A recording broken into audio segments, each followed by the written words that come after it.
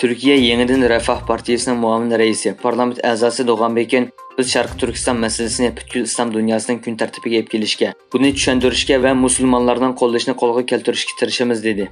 Erkin Asiya radiosining xabariga qaraganda, parlament a'zosi Doğanbek'in bu so'zni Dünya Uyg'ur Qurultiyi, Dünya Uyg'ur Qurultiyi fondi jamiyati va Uyg'ur akademiyasi fondi vakillari o'migini kutib olish yig'inida aytgan. Uning yangidan parlament a'zosi bo'lib saylanganligini tabriklab ziyorat qilgan vakillar o'migi yana Doğanbek'ga Dünya Uyg'ur Qurultiyining xizmati to'g'risidagi ma'lumotlarni va Sharq Turkistonning navbatdagi ahvoli to'g'risidagi dokladni sungan.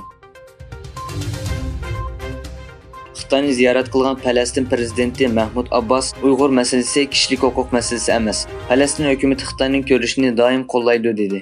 Falastin hukumatining bir Xitoy siyosatini qo'llaydiganligini ta'kidlagan Abbas Uyg'ur masalasi to'g'risida mundaq dedi.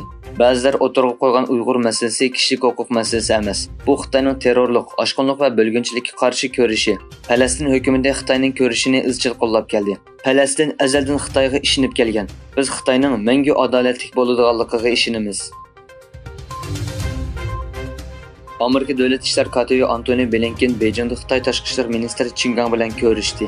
Blinken 2021-yilning 5-ida prezident Bayden vazifaga o'tirgandan buyon Beijing ziyorat qilgan eng yuqori amerikalik amaldor bo'lib qoldi. Xitoy tashqi ishlar ministrligining bayonotiga qaraganda, Qin Gang Xitoy Amerika munosabatining diplomatik munosabat o'rnatilgandan buyongi eng nachar nuqtada ekanligini, bu ahvolning ikki tarafning manfaatiga mos kelmaydiganligini aytgan. Amerika Davlat ishlar kotibatligining bayonotida ministr Blinkenning xato masalalar va hisoblarning oldini olish uchun o'xshamagan masalalar va diplomatiyada aloqa yo'llarini ochiq qilishning muhimligini o'ttirg'a qo'ygan. Kanadaning muavin bosh ministri va moliya ministri Chrystia Freeland Xitoyga joylashgan Osiyo ul aslaha mablag' solish bankasi bilan hamkorlikni to'xtatganligini e'lon qildi. Ministr Freeland bu qarorning bankada ishlayotgan bir kanadalik isbot bergandan keyin chiqarilganligini bayon qilib, bu bankiga Xitoy kompartiyasining hukmronlik qiladiganligini o'ttirg'a qo'ydi.